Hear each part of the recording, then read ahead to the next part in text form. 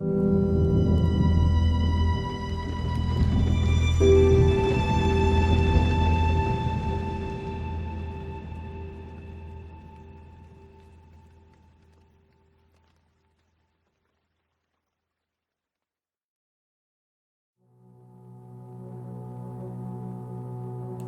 thereafter, a few months, I realized something's wrong with me. I gotta get out of here.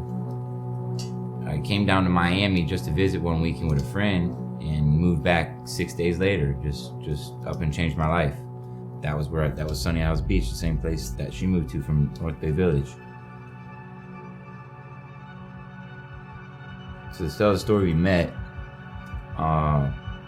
We did meet several times in the gym. I saw her here and there, and then one day she was working out, and I noticed she was working out for when I came into the gym, she had already been there for a while because I could tell. She was sweating, she was tired.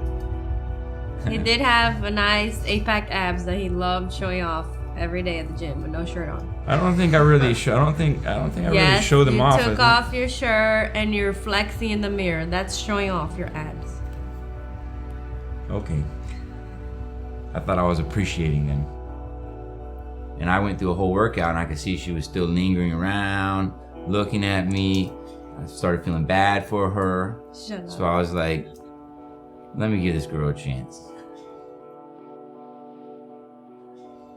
So I asked her, hey, you know what's good after a workout? The jacuzzi. And she said, okay. So she went to go get changed for the jacuzzi and she was like Superman. She left and before the door shut, she was back in her bikini and towel ready to go. I was like, whoa. So you did come back though, didn't you? I did. I was excited to go to the jacuzzi and...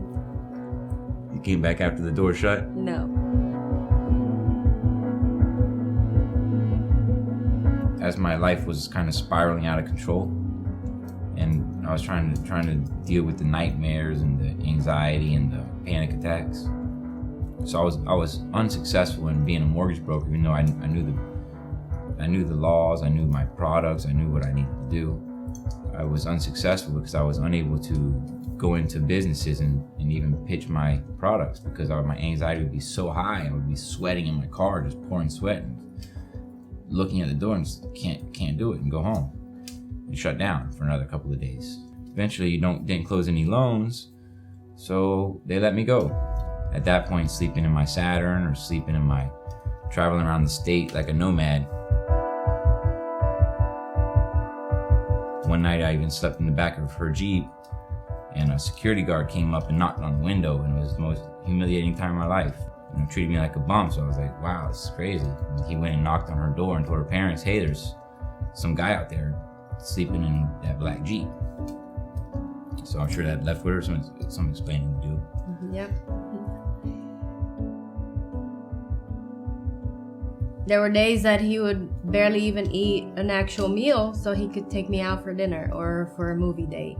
And I had no idea then. I only had very, very little money in my pocket. It was usually just a little bit of money my mom would send me from time to time. She would send me $100 or something just to feel bad for me. But what she didn't know is that would be like my only money for the whole time. So what I would do is eat double cheeseburgers at McDonald's or buy a loaf of bread, the slices of cheese that come in the plastic wraps, and the meat and bread would run out before the cheese. So then I have slices of cheese, and numerous nights I would go in there and just eat a couple slices of cheese for dinner. I knew it was important for me to take her on dates and stuff, so my money would only go for that, and the rest of the time I would just suffer and do it out.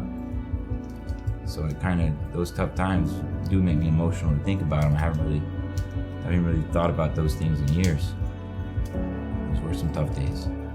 And to me, that was incredible that someone could put on a face that everything's okay, make it a good time, like just so that we could be together and enjoy ourselves. And I had no idea what PTSD was. I had no idea what he was going through. I can get really anxious about things not going how I planned, so he's my other half. He can keep it together.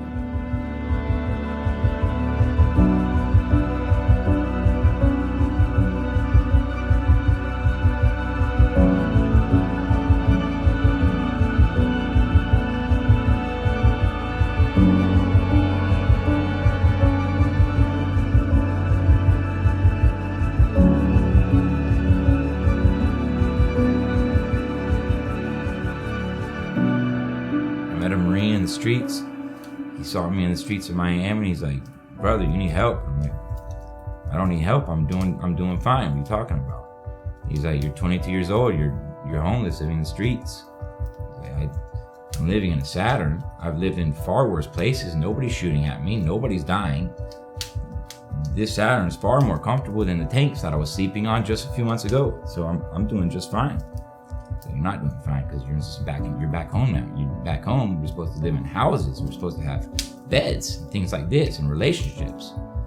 He's like, just come to my office and talk to me. I'm a counselor and I'm also a Marine. So I was like, okay, you know what? It's not like I have anything to do. I'm homeless. Got me into the system. He got me into a rehab program that eventually led to me being in the PTSD program, and eventually got my benefits going, which got me off the streets and got me back into a house. And that's what really started the rebound process, being that Marine in the streets.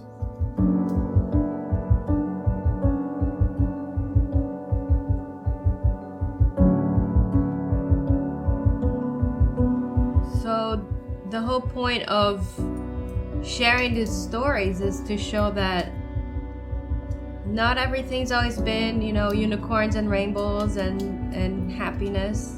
What's made us so strong is we've been through so many things together. We've experienced some crazy stuff. I mean, this is just the tip of the iceberg. It's made us so strong, and we're unbreakable.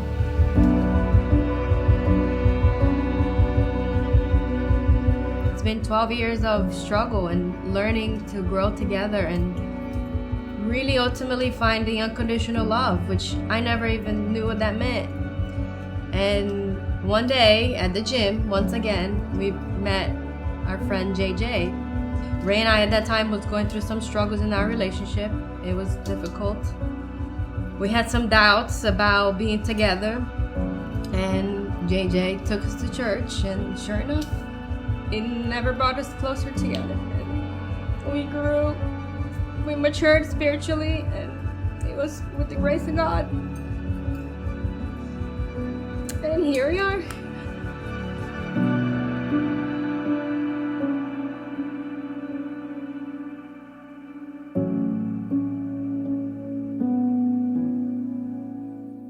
Often people think that we have a perfect relationship, and the bottom line is you can't have a relationship without fighting, but you can have a relationship worth fighting for.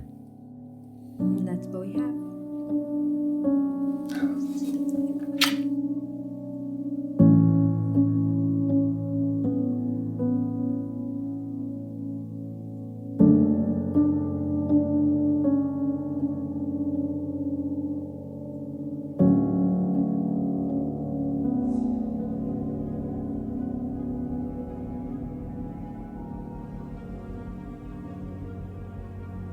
We couldn't be here without every single one of you that are here tonight. You somehow touched our lives, either in love, friendship, work.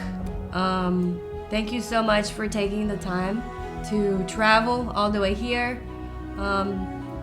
Take the time from your families to be here. This means a lot to us. I definitely don't want to turn this into an awards ceremony speech, but I am very appreciative of all of my friends and family that have had such a great impact on my life over the years. And this moment is especially important for me to share this with everybody, because communication is not my strongest suit, but having everybody here tonight is what means the world to me. So thank you for being here, and let's party.